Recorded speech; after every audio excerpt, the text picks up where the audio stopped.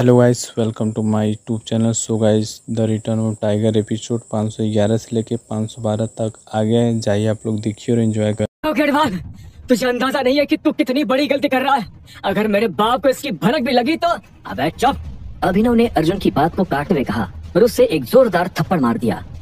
इससे पहले कि अर्जुन थप्पड़ के दर्द को महसूस कर पाता, अभिनव उसके बाल पकड़कर उसे ऊपर खींचने लगा। ऐसे में अर्जुन को और भी ज्यादा दर्द होने लगा और वो कराहते हुए बोला, छोड़ छोड़ मुझे। क्या हुआ, दर्द हो रहा है? तेरे जिम की भाषा में कहूँ तो अभी तक मैं सिर्फ वार्म अप ही कर रहा हूँ अर्जुन छिंगावत। असली वेट लिफ्टिंग तो अभी बाकी है। तुझे इतना टॉर्चर करूंगा कि तेरे बदन का एक एक हिस्सा फड़फड़ाने लगेगा। लेकिन चिंता मत कर, तू मरेगा नहीं, ज्यादा से ज्यादा बीमार होगा और बीमार होने पर तेरा ट्रीटमेंट भी मैं ही करवाऊंगा ताकि ठीक होने के बाद फिर से मार सकूं। अभिनव ने एक गुस्से भरी गहरी आवाज में कहा, जिसे सुनकर अर्जुन का पूरा बदन ठिठुरने लगा।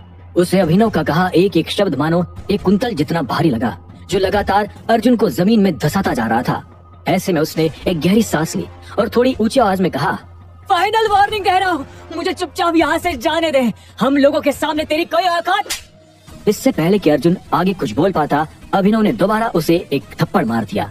इस बार का थप्पड़ पिछली बार से भी ज्यादा खतरनाक था, जिससे अर्जुन के कान बजने लगे थे। उन बजते हुए कानों में ही फिर अभिनव ने आगे कहा, तू टाइगर को उसकी औकात दिखाएगा? टाइगर को? तुझे भी मारूंगा और तेरे बाप को भी। और इस गलत फहमी में मत रहना कि पुलिस तुझे बचाने आ जाएगी। तू अब एक मुजरिम है। एक और बार गिरफ्तार हुआ तो पुलिस वाले तुझे किस जेल में पटकेंगे तुझे पता भी नहीं चलेगा।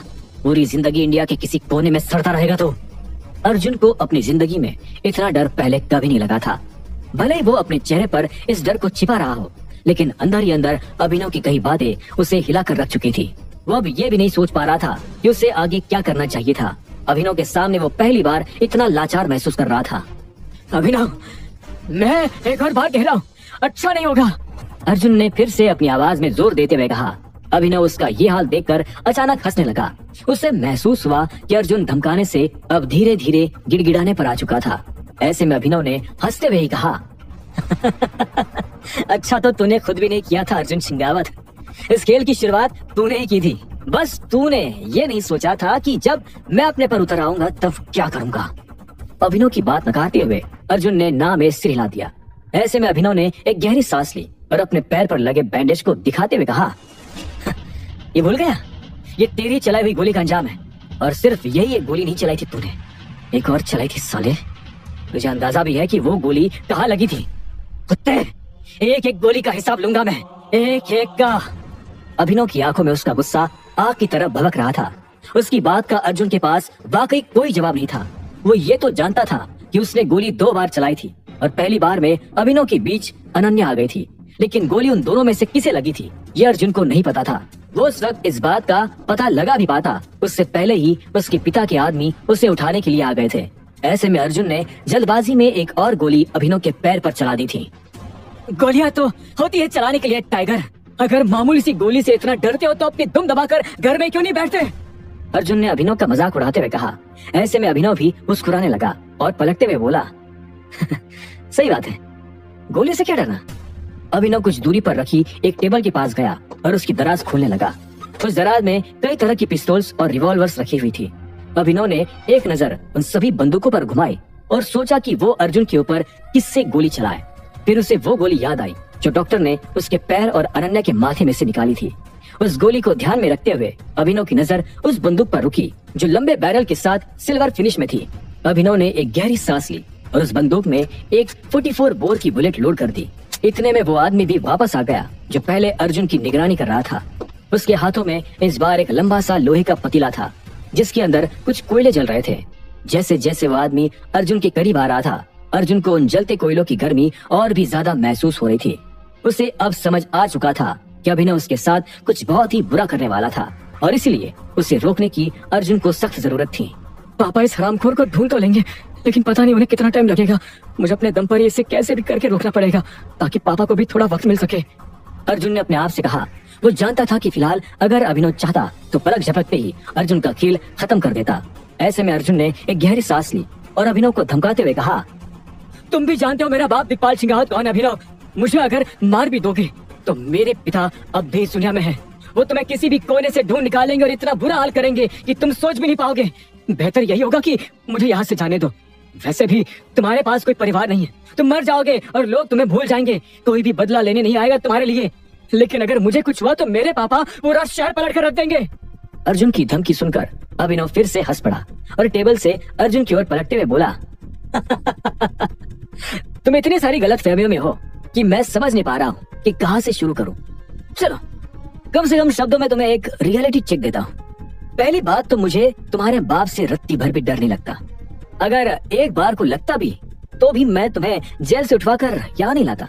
और दूसरा, अभिनव कुछ कदम आगे आया और अर्जुन को घूरते हुए बोला, मैं तुम्हें यहाँ मारने नहीं वाला हूँ। जैसा कि मैंने पहले भी कहा था, जब तक तुम यहाँ हो चाहकर भी नहीं मर सकते। तुमने सुसाइड करने की भी कोशिश की, तब भी मेरे पास ऐसे लोग तैयार हैं जो तुम्हें पल भर में रिवाइव कर देंगे। अभिनव की बात सुनकर अर्जुन हैरान हो गया और बोला, तो तुम मेरे साथ क्या करने वाले हो? तुमने क्या मुझे सिर्फ किडनैप किया है? अभिनव ये सवाल सुनकर फिर से मुस्कुराया और बोला, किडनैप तो बहुत छोटी चीज है अर्जुन सिंगावत। तूने जो हरकतें की है उसके लिए तो मौत जैसी सजा भी बहुत कम पड़ेगी तेरे लिए।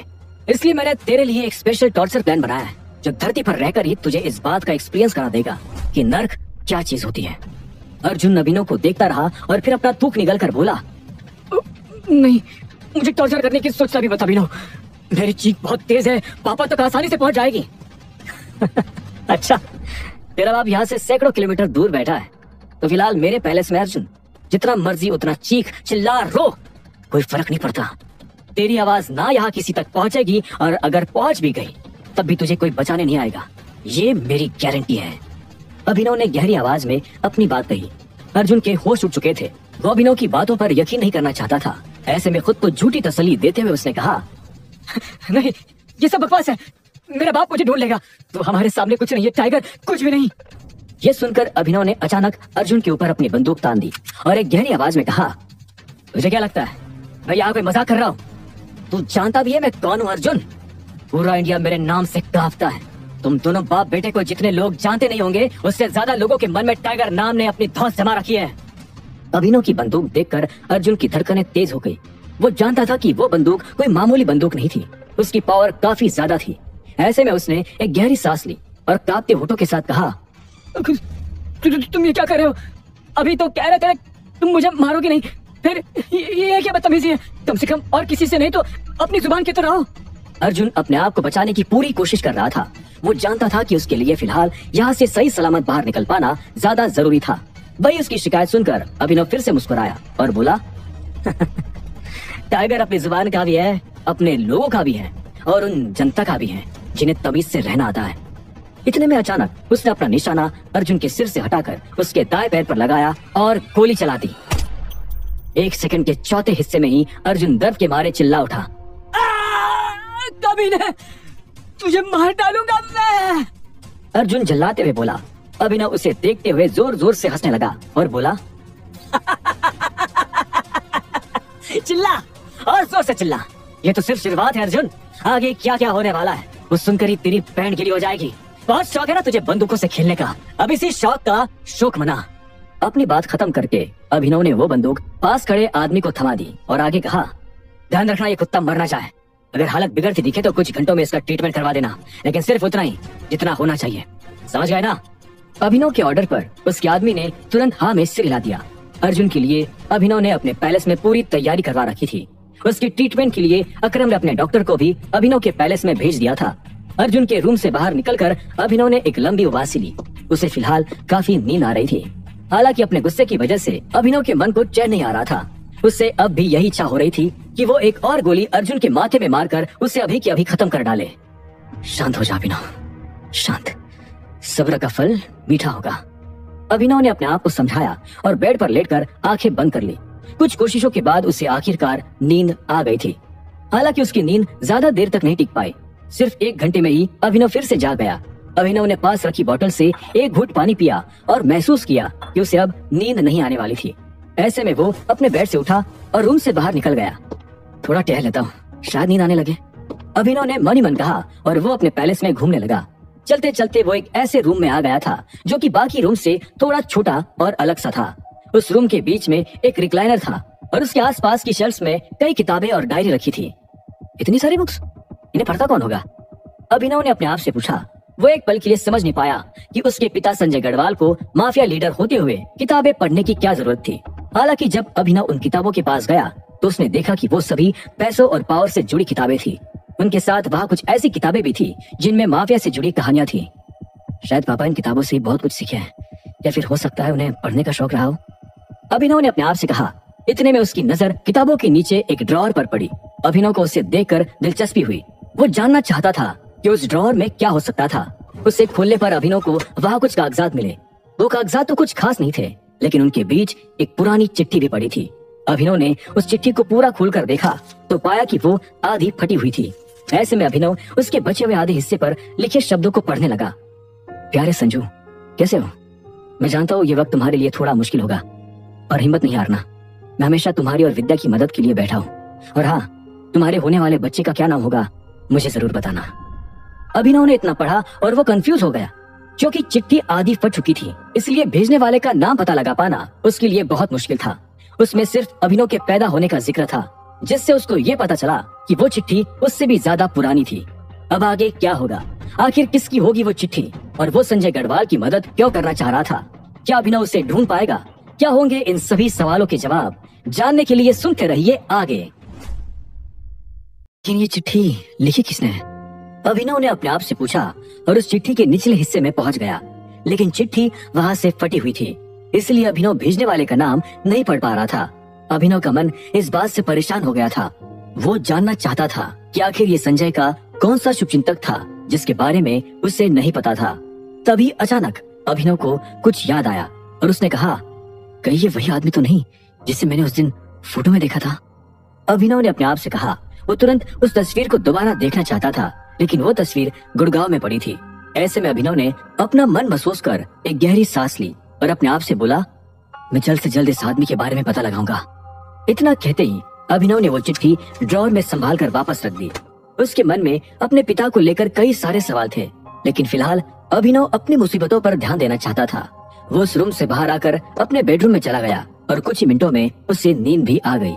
क्योंकि अभिनव लेट सोया था, इसलिए उसकी सुबह भी जल्दी होने को आई। उठते ही वो नहाया और अपने बदन पर ब्लैक शर्ट और ब्लू जीन्स डाल ली। उसने एक पल के लिए अपने आप को शीशे में देखा तो अभिनव को कुछ अलग सा महसूस हुआ। उसे महसूस हुआ कि अब वो पहले से काफी ज्यादा मैच्योर, स्ट्रॉन्ग और होशियार नजर आ रहा था। उसे अब जाकर एहसास हो रहा था कि टाइगर होने का असली मतलब क्या होता था। अपने इस बदलाव पर उसे काफी गर्व भी था। लगभग 1 साल पहले अभिनव चंद पैसों के लिए पूरे गुड़गांव में भटकता रहता था, फिर चाहे उसे चिलचिलाती धूप सहनी पड़े या फिर कड़कती ठंड। तब अभिनव के पास और कोई चारा नहीं था। ना ही उसने कभी ये सोचा था कि उसकी जिंदगी इस कदर पलट सकती थी। अगर माँ और पापा जिंदा होते तो आज उन्हें बहुत गर्व होता। अभिनव ने अपने आप को देखते हुए कहा। सब कुछ होने के बावजूद अपने माँ बाप की कमी वो अब भी पूरी नहीं कर सकता था। ना ही उसे इस बात की ज्यादा जानकारी थी कि उसका कोई रिश्तेदार इस दुनिया में था भी या नहीं। एक गहरी सांस लेकर अभिनव शीशे से पलट गया और अपना फोन निकालकर गिरिराज गंगवार का नंबर डायल करने लगा।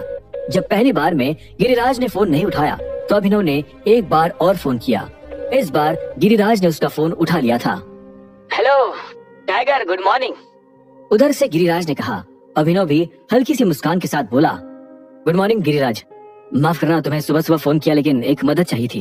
बिल्कुल, बताओ क्या सेवा कर सकता हूँ मैं तुम्हारी? गिरिराज ने पूछा। अभिनव ने एक गहरी सांस ली और मुस्कुराते हुए कहा, अर्जुन को मैंने जेल से उठवा लिया है गिरिराज। मेरे ख्याल से पुलिस जल्दी उसे ढूंढने में लग जाएगी। ऊपर से दिग्पाल भी अपनी पावर का इस्तेमाल करके अर्जुन को जल्द से जल्द खोज निकालने की कोशिश करेगा। मैं नहीं चाहता कि अर्जुन जैसा घटिया आदमी वापस जेल में जाए गिरिराज। जब तक पुलिस दिग्पाल के कहने पर है तब तक अर्जुन बाहर से ज्यादा जेल में सुरक्षित होगा। अभिनव की बात सुनकर गिरिराज ने अपना सिर हिलाया और कहा, हाँ बात तो सही है, बताओ तुम क्या सोच रहे हो, हमें क्या करना चाहिए?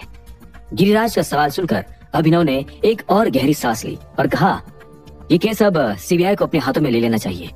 हाँ हो जाएगा टाइगर, आज ऑफिस पहुंचकर पहला काम मैं यही करवाता हूँ, गिरिराज ने तुरंत कहा। अभिनव ने उसकी बात पर सिर हिलाया और कहा, अर्जुन के केस के अलावा मैं चाहता हूँ कि तुम कुछ और मुजरिमों के केस ले लो।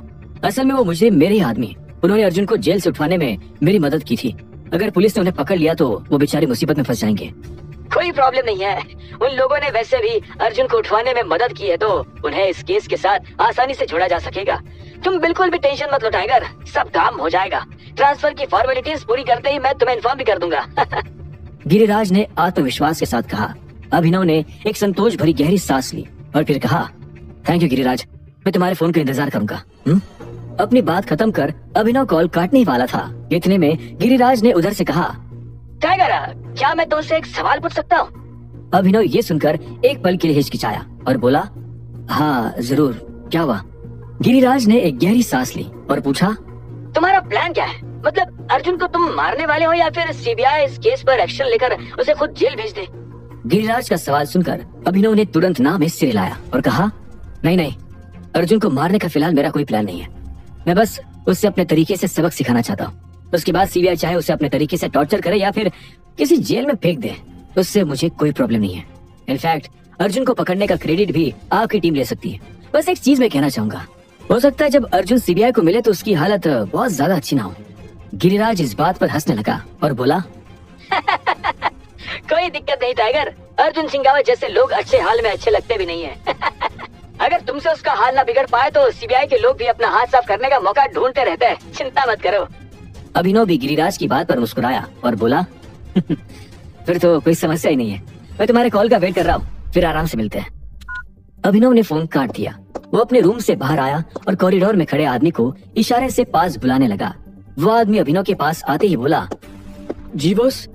अभिनव ने उसे एक पल के लिए देखा और पूछा, अर्जुन की क्या खबर है? बॉस, अभी उसकी कंडीशन स्टेबल है, डॉक्टर ने कहा कि वो कुछ ही वक्त में ठीक हो जाएगा। उस आदमी ने कहा।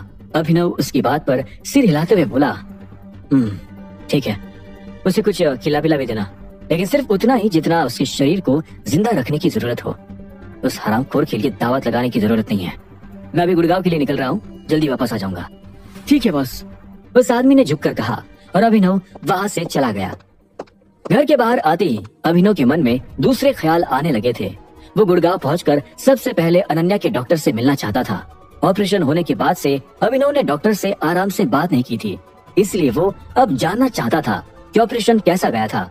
ऑपरेशन के वक्त अनन्या के साथ ना रहना अभिनव को खल रहा था। हालांकि उसके लिए अनन्या के करीब जाना भी नामुमकिन था, क्योंकि उसके माँ बाप उसके पास से हटने का नाम तक नहीं ले रहे थे। अभिनव को उनसे कोई तकलीफ नहीं थी। वो खुद ये चाहता था कि अनन्या फिलहाल अपने माँ बाप के साथ ही रहे, नहीं तो वो अकेला महसूस कर सकती थी। बेचारी कितना दुख दर्द सह रही होगी, उसकी एक एक शिकन का हिसाब लूंगा अर्जुन से, अभिनव ने अपने आप से कहा। और वो एयरपोर्ट रवाना होने के लिए गाड़ी में जाकर बैठ गया।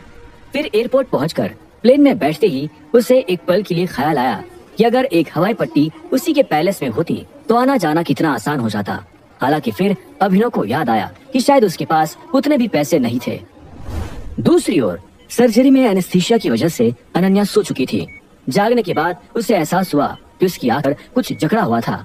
उसने अपना हाथ सिर पर फेरा और महसूस किया कि वो जकड़न आंखों पर लगे बैंडेज की वजह से थी। जब शर्मिला ने देखा कि अनन्या अपने सिर पर हाथ फेर रही थी तो वो तुरंत उसके पास आ गई। अनन्या, तुम ठीक हो बेटा? जाग गई क्या? अनन्या ने हाँ में सिर हिलाया और कहा, हाँ, ये आप ही हो ना मम्मी? इतने में शर्मिला के आंसू निकल आए और वो सिसकते हुए बोली, हाँ बेटा, मैं ही हूँ, मैं यही हूँ तुम्हारे साथ। अनन्या ने एक पल के लिए अपना हाथ शर्मिला के सिर पर फेरा और उसने फिर हल्का सा चहकते हुए कहा, मम्मी, मुझे अब भी कुछ नहीं दिखाई दे रहा है। ऑपरेशन कैसा गया? डॉक्टर का क्या कहना है? मेरी आंखों की रोशनी वापस आएगी या नहीं? अनन्या के सवालों पर शर्मिला और भी ज्यादा रोने लगी थी। जो कुछ भी हुआ उसके लिए अब वो खुद को कोसे जा रही थी। जहाँ पहले उसने इल्जाम अपने पति राजीव पर लगाया था, अब जाकर शर्मिला को एहसास हो रहा था कि शुरू से गलती उसकी खुद की थी। मुझे इसे इतना सताना नहीं चाहिए था। मैंने इसे कंपनी लेने को कहा, मैंने इसे चिराग से शादी करने को कहा। अगर मैं अनन्या को इतना फोर्स नहीं करती तो शायद ये मुझसे कभी दूर भी नहीं जाती। शर्मिला ने रोते हुए अपने मन ही मन कहा। उसे एक पल के लिए लगा कि वो अनन्या के साथ जबरदस्ती उसके भले के लिए नहीं बल्कि अपने भले के लिए कर रही थी। वो अनन्या के जरिए मानो पूरे परिवार और कंपनी पर अपना रौब जमाना चाहती थी और यही इच्छा शर्मिला को भारी पड़ गई। उसने आज तक जो कुछ भी हथकंडे अपनाए थे उसका अंजाम अब अनन्या को भुगतना पड़ रहा था। अगर शर्मिला शांत रहती और अभिनव उसके बीच में नहीं आती तो आज अनन्या का ये हाल नहीं होता। इतने सारे लड़कों से मिलने के बाद शर्मिला को अंत में ये भी एहसास हो गया था कि अनन्या के लिए गुड़गांव में अभिनव से बेहतर कोई लड़का था भी नहीं। अनन्या को उससे डाइवोर्स दिलवाकर शर्मिला ने अपनी जिंदगी की सबसे बड़ी गलती कर दी थी। भले ही अभिनव फिर भी मारा जाता, लेकिन तब भी अनन्या उसकी कंपनी संभाल सकती थी। और अब नहीं, मुझे बदलना होगा। हे भगवान, कुछ भी करके मेरी बच्ची को ठीक कर दो। उसके बाद मुझे जो मिलेगा वो मैं एक्सेप्ट कर लूंगी। मैं अनन्या और बाकी सभी लोगों से हमेशा तमीज से पेश आऊंगी। बस अनन्या ठीक हो जाए, मेरी यही आखिरी इच्छा है। दूसरी तरफ दिक्पाल की नींद अब भी नहीं खुली थी। वो खर्राटे लेते हुए अभिनव की लाश पर पैर रखने के सपने देख ही रहा था। इतने में अचानक उसका फोन बजने लगा। दिक्पाल ने नींद में ही अपना हाथ बढ़ाकर फोन उठाया, लेकिन इतने में वो कट गया।